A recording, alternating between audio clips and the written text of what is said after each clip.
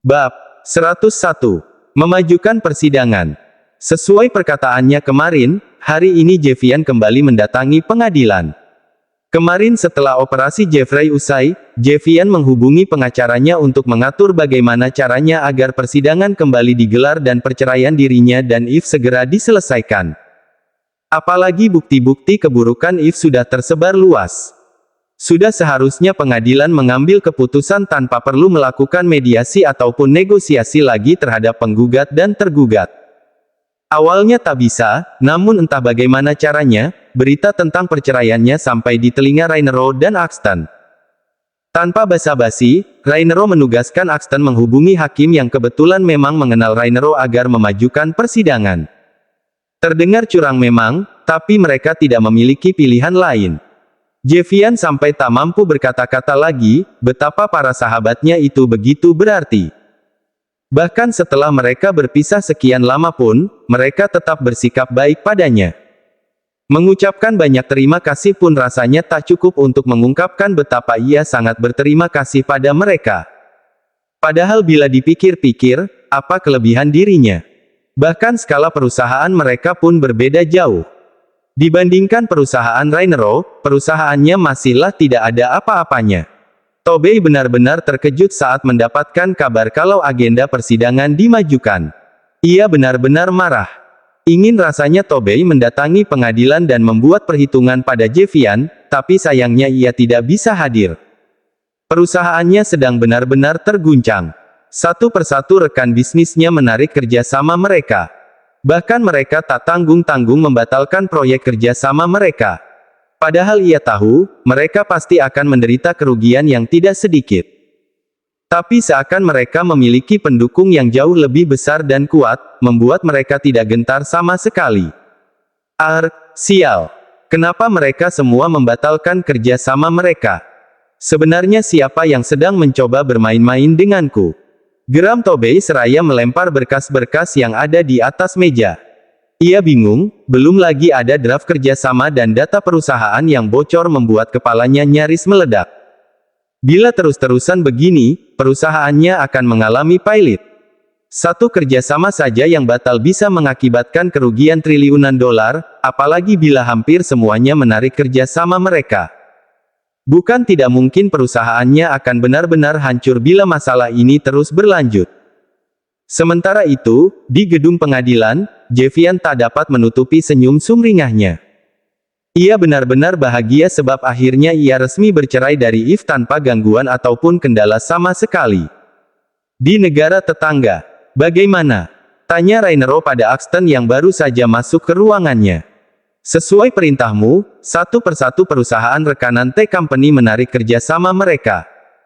Aku yakin, si tua bangka itu sedang kelimpungan saat ini, ujar Axton seraya terkekeh. Padahal Jevian sebenarnya sahabatku, tapi kenapa kau sampai segitunya membantunya? Padahal dirinya sama sekali tidak pernah meminta bantuanmu, tapi kau justru membantunya dengan begitu totalitas. Axton berdecak heran, tapi juga merasa kagum dengan tindakan Rainero yang sungguh di luar dugaan. Rainero tersenyum sambil menyandarkan punggungnya di kursi kebesarannya, aku merupakan orang yang takkan melupakan budi seseorang. Apa kau ingat, Jevian pernah membantuku dengan mempertemukan aku dengan dokter siapa itu? Dia menjelaskan tentang kondisiku yang sebenarnya oligospermia, bukan azoospermia. Ia membuka pikiranku kalau aku sebenarnya salah menduga dan memahami hasil pemeriksaan kesuburanku. Andai Jevian tidak pernah melakukan hal itu, mungkin sampai saat ini aku tidak akan bertemu Senina dan anak-anakku. Dan kemungkinan besar, aku akan selalu hidup dalam penyesalan. Mungkin ini saatnya aku membayar hutang budiku itu dengan menekan Tobey dari berbagai arah. Papar Rainero membuat Axton akhirnya paham kenapa Rainero sampai bertindak sejauh itu. Padahal nominal yang ia kucurkan untuk membujuk rekan bisnis Tobey agar membatalkan kerjasamanya tidaklah sedikit.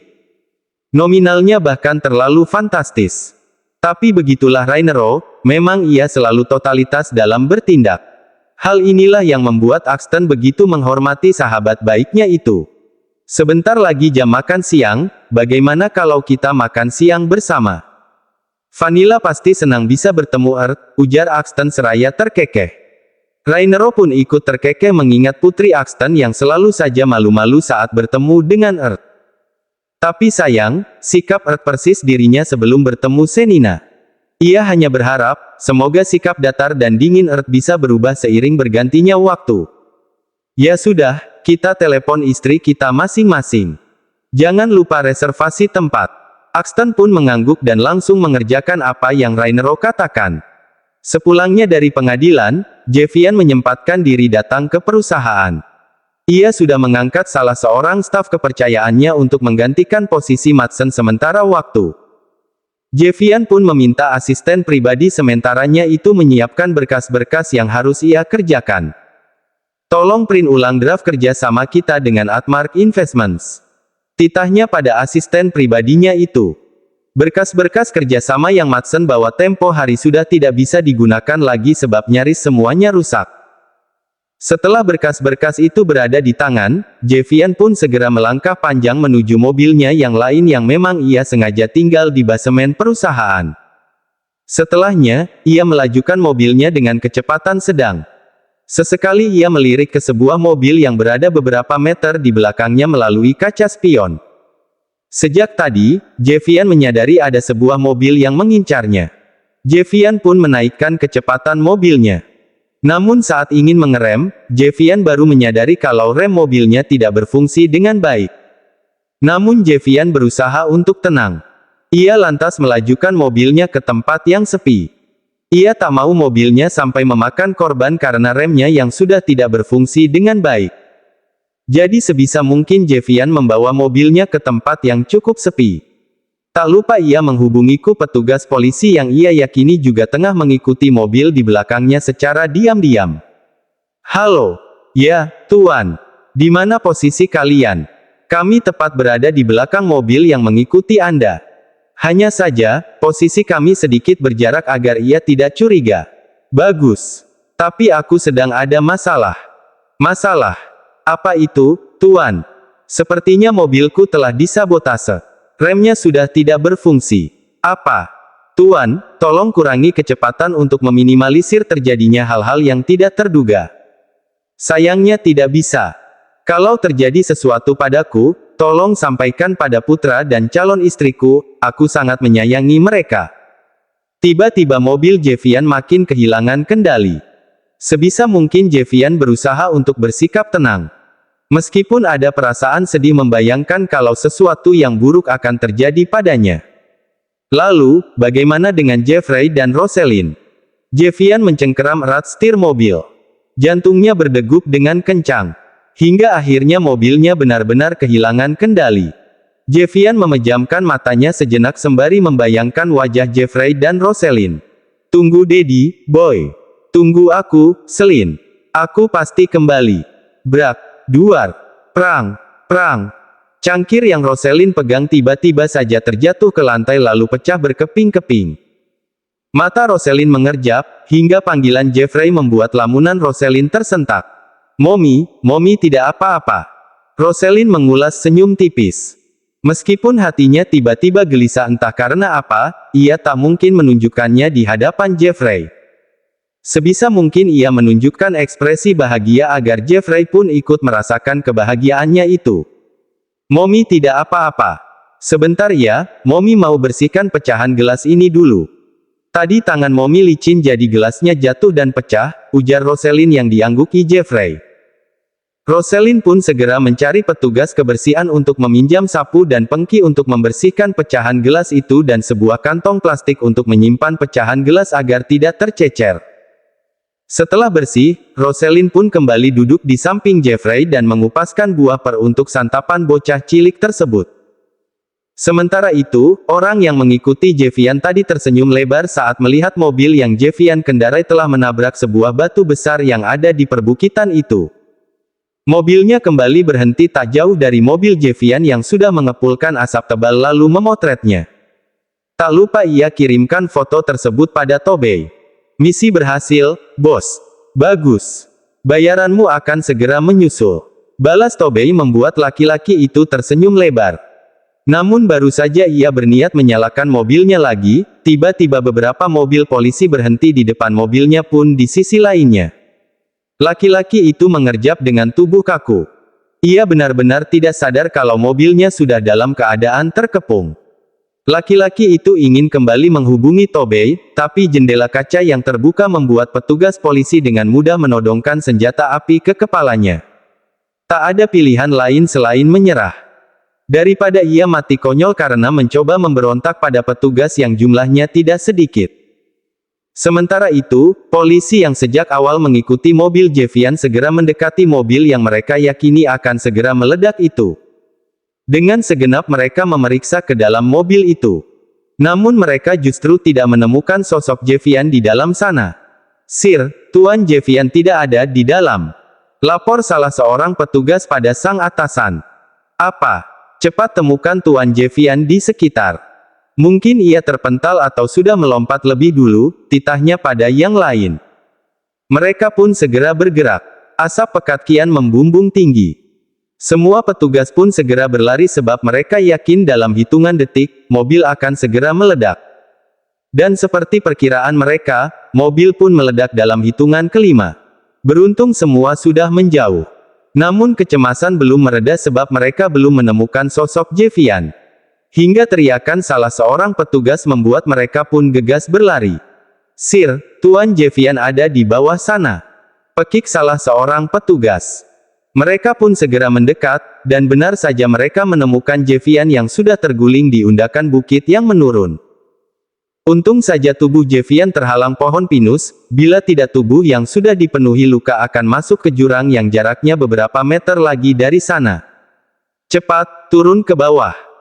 Mereka pun bergegas turun dengan hati-hati untuk menyelamatkan Jevian yang ternyata kehilangan kesadarannya. Tak lama kemudian, ambulans yang sudah mereka hubungi pun tiba. Jevian pun segera dibawa ke rumah sakit.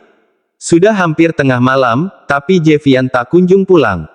Padahal ia tadi sempat menghubungi dan mengatakan sebentar lagi pulang. Rosalind merasa khawatir. Ia tak henti-hentinya memandangi jarum jam di dinding.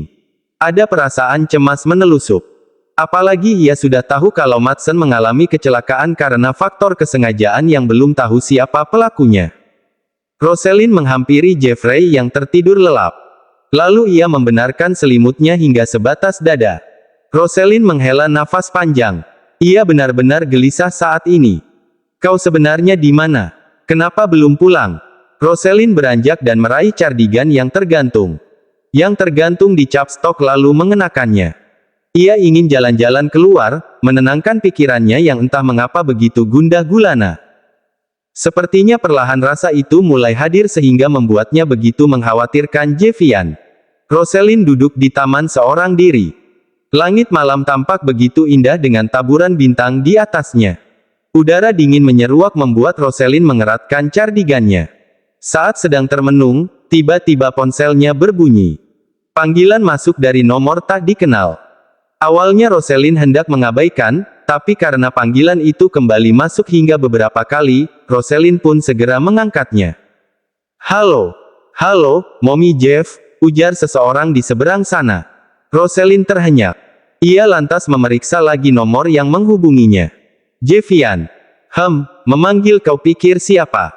"Cek, kau ini kemana? Kenapa sampai sekarang belum pulang? Dan, kenapa kau menghubungiku dengan nomor baru? Maaf, apa kau menunggu kepulanganku? Apa kau merindukanku?" Mendengar itu, Rosalind berdecak, "Jawab saja pertanyaanku, sebenarnya kau di mana?" "Aku ada di rumah sakit." "Jangan berbohong. Kalau kau di sini, kenapa kau tak kunjung kemari?" Omel Rosalind kesal, namun tetap dengan nada rendah sebab hari sudah larut. Ia tak ingin omelannya menimbulkan keributan di rumah sakit. "Aku tidak bohong, Mommy Jeff. Aku benar-benar di rumah sakit." Hanya saja, Jevian menghela nafasnya.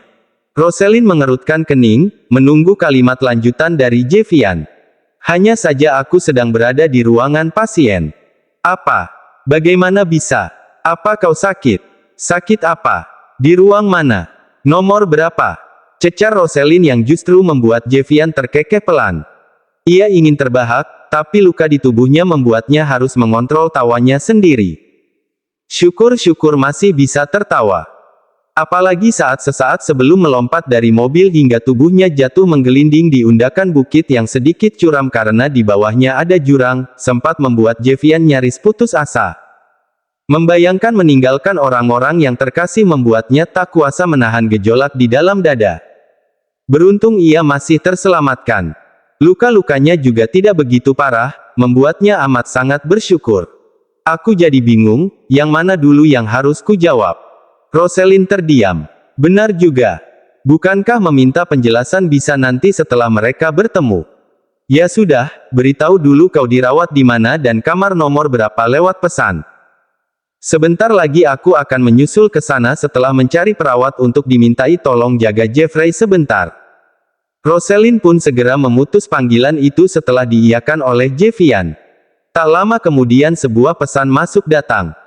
Rosalind pun bergegas mencari perawat untuk dimintai tolong menjaga Jeffrey selama ia melihat keadaan Jevian. Jevian, sebenarnya apa yang terjadi? Rosalind sampai menutup mulutnya saat melihat keadaan Jevian yang jauh dari kata baik-baik saja. Perban melingkari kepalanya.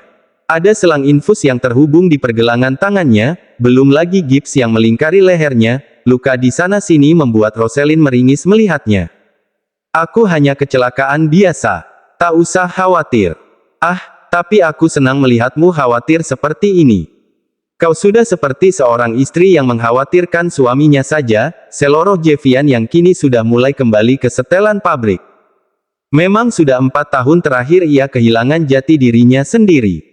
Ia jadi laki-laki pendiam, datar, dan dingin. Padahal aslinya ia suka bercanda dan tersenyum. Tapi senyumnya menghilang sesaat setelah masalah menerpanya bertubi-tubi. Khususnya setelah masa lalunya dengan Adisti. Rosalind berdecak seraya menggelengkan kepalanya, kau ini sudah terluka seperti ini, masih bisa bercanda. Dan kau pikir aku bodoh bisa kau bohongi dengan mengatakan kalau kau hanya kecelakaan biasa. Terlebih di luar ada polisi yang berjaga. Jangan suka membodohiku, karena aku tak suka, sungut Rosalind yang sudah duduk di kursi yang ada di samping berangkar. Maaf, cicit Jevian merasa bersalah. Oh ya, aku ada satu kabar baik untukmu. Apa? Jawab Rosalind masih dengan mode kesal. Aku sudah resmi bercerai. Jadi, maukah kau menikah denganku? Tanya Jevian membuat mata Rosalind terbelalak. Apa aku tak salah dengar? Apa dia melamarku? Di rumah sakit. Keesokan harinya, Tobey baru 15 menit yang lalu tiba di perusahaannya. Hingga tiba-tiba asisten pribadinya masuk ke ruangannya dengan tergopoh-gopoh. Tuan, semua perusahaan yang bekerja sama dengan kita, membatalkan kontrak kerja sama secara serentak. Apa? Tobey seketika menggebrak meja. Nafasnya naik turun. Belum selesai masalahnya karena beberapa proyek yang mangkrak akibat rekan bisnisnya memutuskan kerjasama, kini ditambah lagi dengan semua perusahaan memutuskan kontrak kerjasama mereka. Ia sudah bisa memprediksi kerugiannya kali ini bukan main-main. Bisa-bisa dalam hitungan jam, perusahaannya akan dinyatakan pailit. Tobey meremas rambutnya. Ia benar-benar shock. Ia bingung harus melakukan apa sekarang. Belum selesai masalahnya, tiba-tiba seseorang masuk ke ruangannya dengan nafas tersengal. Tobey yang sedang murka, ingin rasanya mencekik mati orang itu. Namun apa yang orang itu sampaikan, seketika membuatnya menegang kaku. Tuan, di bawah banyak polisi. Mereka memaksa ingin menemui Anda, ujar seorang petugas keamanan perusahaan Tobey membuat pria paruh baya itu terbelalak dengan tubuh menegang. Polisi. Mau apa mereka? Tanyanya gugup. Saya tidak tahu, Tuan. Tapi mereka meminta agar Anda segera keluar. Tobey seketika panik.